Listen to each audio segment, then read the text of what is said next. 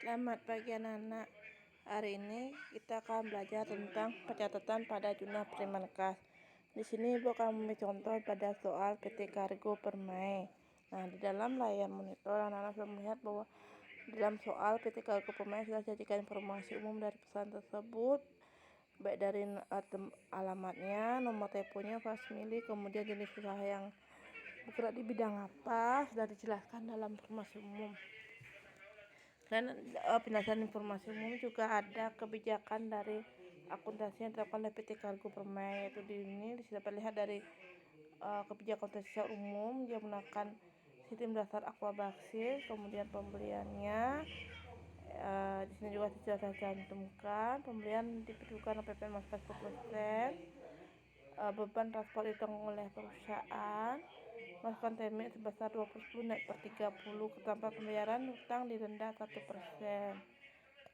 Juga pengeluaran kasnya di atas 1 juta dilakukan dengan cek. Setiap pengeluaran cek harus didukung dengan bukti pengeluaran kas. Setiap pengeluaran kas sebesar 1 juta atau kurang dilakukan dengan dana kas kecil. Sistem catatan kas kecil menggunakan dana tidak tetap. Misalnya kas kecil dilakukan ketika saldonya 1 juta atau kurang. Kemudian setiap penjualan tentukan PPN keluaran sebesar 10% dari nilai penjualan. Beban transport penjualan ditanggung oleh pembeli. Setiap retu penjualan akan diperhitungkan pengurangannya. Termin pembayaran 2/10 net per 30. Keterlambatan membayar piutang didenda 1% dari nilai piutangnya. Kemudian penerimaan kas. Setiap penerimaan kas disetor ke bank segera mungkin pada hari yang sama. Sedapat mungkin tidak menyimpan dananya. Dana perusahaan disimpan dalam rekening Bank Mandiri Singaraja. Penilaian presiden menggunakan perpetual dengan metode average atau metode rata bergerak. Sediakan kartu barang atau inventory card. Penyusunan aktivitas tetap digunakan dengan metode garis lurus, di mana perhitungan catatannya dilakukan pada setiap akhir bulan. Selain kebijakan akuntansi, disajikan juga daftar akun dari PT Kargo Permai yang dimilikinya. Ini dan daftar akun juga di sini sajikan data trial balance pada per 30 November 2019 ya. Ini trial balance-nya. Oke, nanti bisa lihat sendiri dalam soal. Kemudian selain itu juga ada data saldo piutang dagang, ada data saldo hutang dagangnya, dan juga ada daftar produk nilai persediaannya, di mana produk yang dimiliki itu printer Canon dan printer Epson. Nah, karena yang kita bahas tentang jurnal penerimaan kas ini akan dibahas cara pencatatannya dari dokumen ke jurnal kas recip jurnalnya. Dari soal PT Kargo Permai kita akan mulai dari dokumen 3. Maaf, Nana nih bergerak naik turun dia layarnya ya. Perlu agak pelan-pelan dulu ya. Duh, susahnya.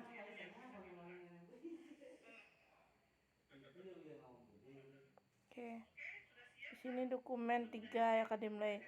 Nah, sebelum mulai pekerjaan Ibu akan tunjukkan dulu bentuk dari jurnal kas recip jurnal yang memiliki PT Kargo. Sini ada kolom date, invoice, kemudian ada kolom description. Di debit ada cash imbang, kemudian ada kolom sandrai, ada kolom sandrai, ada akun name, ada akun number, ada amount, kemudian di kredit ada akun receivable, dan juga ada kolom sandrai sama seperti di debit ya. Kita mulai. Di dokumen nomor 3 itu ada tanggal 2 Desember 2019. Untuk tanggal kita akan catat pada kolom date, diisi di sini Desember 2019 tak 2. Kemudian ada nomor BKF 19-1. BKF 19-1 ini akan kita catat pada kolom invoice BKF 19-1. Kemudian ada kata diterima dari toko Rama. Toko Rama ini akan kita catat pada kolom description. Nah, selanjutnya ada perincian Nah, kita lihat keterangannya sini, pelunasan faktur.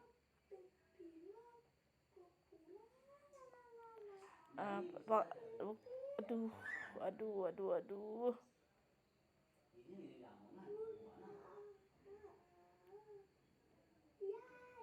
Stop. Nah, ini dokumennya merupakan pelunasan faktur EPJ 19-4 CP 29 November 29. Berarti pelunasan faktur kita menerima pelunasan piutang dari toko Rama ya, berarti kas imbang kita akan bertambah. Oke, keterangannya. Jadi setelah lihat keterangan, kita lihat langsung ke perinciannya. Perincian, di dalam perincian ada piutang sebesar 13.200.000. Nah, piutang 13.200.000 itu kita catat pada kolom account receivable. Ya, ini account receivable. Dah. Kemudian ada diskon 2% dari piutang, 2% kali 13.200.000 yaitu dapatkan 264.000. Nah, diskon 2% ini akan kita catat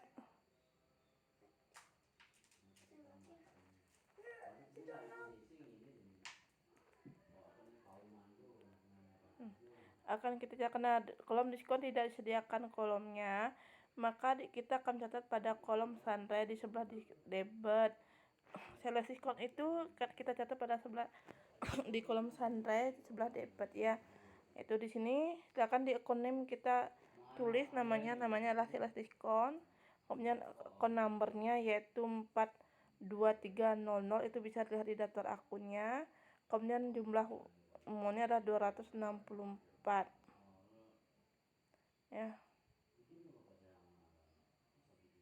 Oke, ini 264.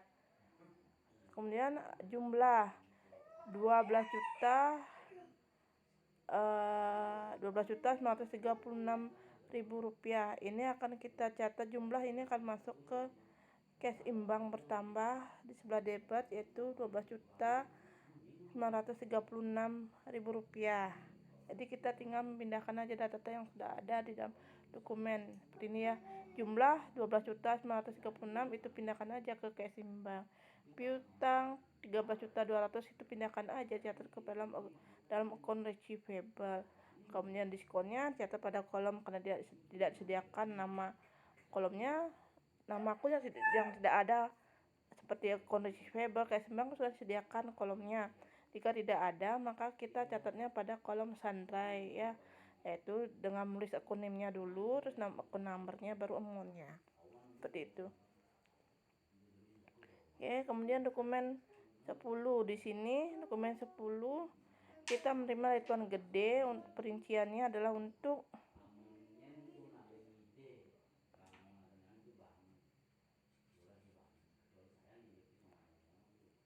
di sini adalah perinciannya untuk harga pasar kendaraan vehicle. Nanti keterangannya di situ dilihat penjualan tunai satu-satunya kendaraan yang dimiliki oleh perusahaan. Jadi karena kita menjual kendaraan, kita akan mencari laba atau rugi dari penjualan kendaraan. Caranya mencari gimana? Kita buat perhitungannya dulu, yaitu di mana datanya vehicle and cost itu datanya ada pada trial balance pada di atas ya, trial balance per Novembernya itu. Di sana di dalam trial balance vehicle and cost tuh catat sebesar 64 juta. Ini ya. Kemudian selain itu juga ada akumulasinya. Nah, akumulasi vehicle ini akan mengurangi dari vehicle cost-nya. Berarti di mana akumulasinya 4 juta, berarti 64 juta kurangi 4 juta mendapatkan 60 juta. Kemudian harga jual sesuai dengan yang di dokumen itu sebesar 55 juta. Jadi di sini kita akan kurangi 60 juta kurangi 55 juta, kita akan mendapatkan gain loss atau laba rugi penjualan kendaraan sebesar 5 juta. Jika sudah selesai perhitungannya, baru kita melakukan proses pencatatannya.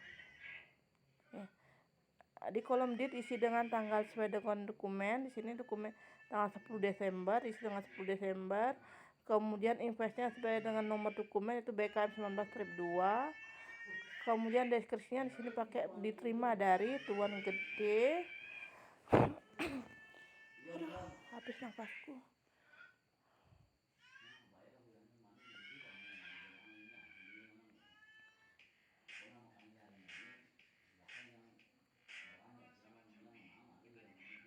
Kemudian harga pasar kendaraan 55 juta. 55 juta ini kita akan catat pada kolom cash imbang sebesar 55 juta rupiah. Nah, selanjutnya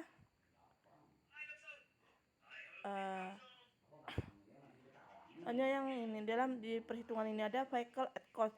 Nah, vehicle at cost ini kan kita catat pada kolom di kolom kredit pada kolom Sandrai. Jadi dengan nama akun NIM vehicle at cost, nomor akunnya diisi sesuai dengan data akun, kemudian jumlahnya 64 juta. Kenapa vehicle at cost ini kita catat di kredit? Karena semula di trial balance itu vehicle at cost itu datanya ada di sebelah debit ya, karena kita sudah menjual kendaraannya, berarti nanti tentu saja di buku besar nama akun vehicle at cost ini kan jadi nol. Jadi untuk mendolkan tersebut biar datanya nol, sudah hilang karena sudah habis dijual, jadi datanya sudah tidak ada lagi, maka kita vehicle at costnya kita akan catat di sebelah kredit pada kolom Sandrai. Jadi nanti otomatis buku besar saldonya vehicle at cost itu nol ya, nilainya jadi nol nanti. Oke. Kemudian ada vehicle akumulasi debt. Ini akan kita catat di sebelah debit ya, karena di trial balance itu di kredit, kita catat di sebelah kita catat di debit yaitu pada kolom Sandrai. Silakan tulis dulu akunnya vehicle ACC debt dengan nomor akunnya, kemudian sebesar 4 juta. Jika sudah masuk di sini tinggal kita masukkan data gain loss sales vehicle-nya sebesar 5 juta. Untuk gain loss laba atau rugi penjualan kendaraan itu kita catat pada kolom di debit ya. Gain loss sales vehicle-nya sebesar 5 juta rupiah. Nah, ini gain loss ini adalah karena kita lihat bahwa harga jualnya 55 juta, kemudian 64 kurangi 4 juta itu dapatkan 60 juta. Berarti harga jual itu lebih rendah daripada nilai perolehan aktiva yang kita miliki. Berarti perusahaan ini mengalami rugian penjualannya karena rugi seperti sebelah debit ya. Jadi pada kolom Sandrai gain loss sales vehicle. Nah, kemudian lanjut kita menyatakan dokumen 14. Oke. Dokumen 14 itu namanya bukti penerimaan kas. Sini kita lihat bahwa ada terima dari keterangannya di sini pelunasan faktur. Berarti pelunasan faktur berarti kita menerima pelunasan piutang dari toko Caharanya. Nah, cara pengisiannya tanggal 16 Desember kita pindahkan dulu ke kolom dit, diisi di sini. Kemudian nomor dokumen BKM 19-3 itu kita pindahkan ke kolom invoice. Kemudian diterima dari toko Cahara kita pindahkan ke kolom description. Selanjutnya piutang 17.600 itu kita pindahkan ke account receivable di sebelah kredit itu 17.600. Kemudian denda 176.000 itu dicatat pada kolom Sandrai. Aduh, kenang nih. Denda 176.000 rupiah itu kita catat pada kolom Sandrai. Ya, pada kolom Sandrai. Itu dengan nama akun NIM let collected, kemudian akun nomornya 84.000, amountnya 176.000 rupiah.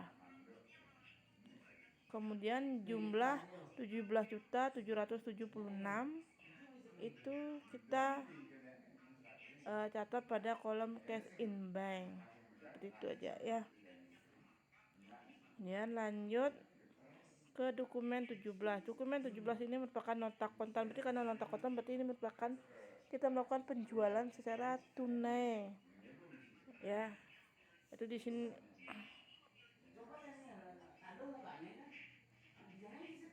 Ya. Oke. Pertama di sini kita akan masukkan dulu tanggalnya di kolom date biasa. Kemudian nomor dokumen NK19 step 1 dimasukkan kolom invoice. Kemudian karena kita melakukan penjualan tunai, kita keterangannya di description itu tunai. Kemudian di dalam dokumen nota kontan itu ada subtotal PPN jasa pengiriman. Jumlah kita mulai dari subtotal sebesar 11.040.000 itu kita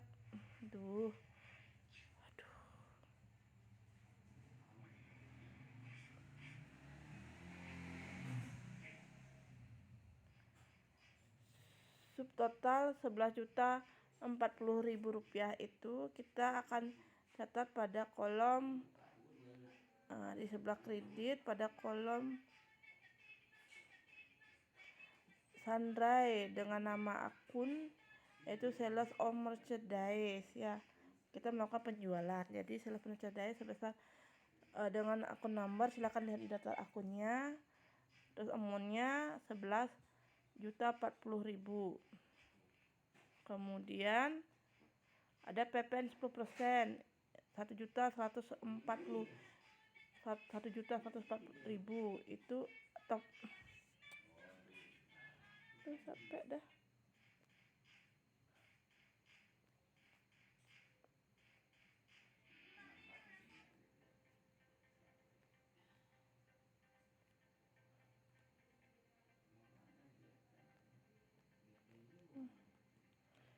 PPN 10%, 1.104.000.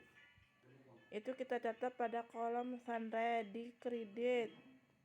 Itu dengan nama PPN outcome. Karena kita menjual keluar PPN-nya, berarti PPN out, PPN keluar sebesar 1.104.000.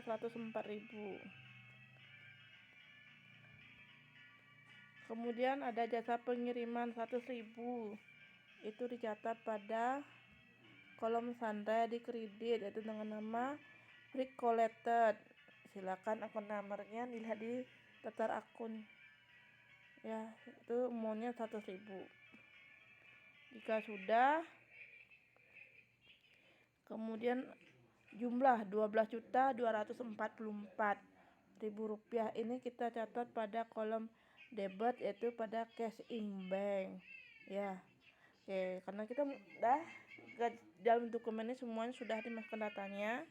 Karena kita melakukan penjualan tunai maka kita perlu mencari HPP-nya juga. Nah, di mana mencari HPP itu kita bisa lihat pada kartu persediaan ya. Anak-anak bisa dilihat pada kartu persediaan. Cara mencari HPP-nya itu dilihat pada kolom out-nya.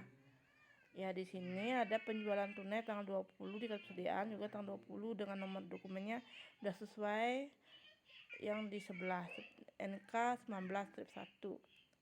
Nah, kolom out pada nama produk itu printer Canon itu kita dapatkan 2.400.000 di kolom amountnya. Kemudian pada printer Epson itu 4.800.000. Kita jumlahkan semuanya 2.400.000 tambah 4.800.000, kita mendapatkan HPP-nya sebesar 7.200.000. Nah, jika sudah mendapatkan HPP baru kita akan mencatat mengisi data di kasasi jurnal yaitu di debit itu kita catat pada kolom Sandra dengan nama cost of goods sold atau HPP.